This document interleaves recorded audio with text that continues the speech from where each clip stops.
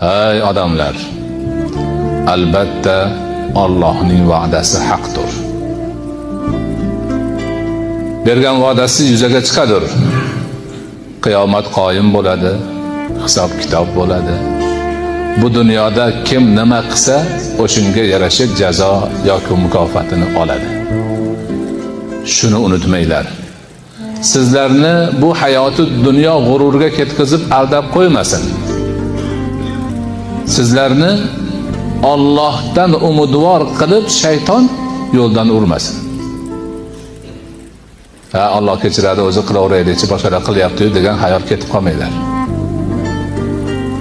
Allohning va'dasi haq. Qiyomat bo'ladi degan va'dani berganmi? Bo'ladi.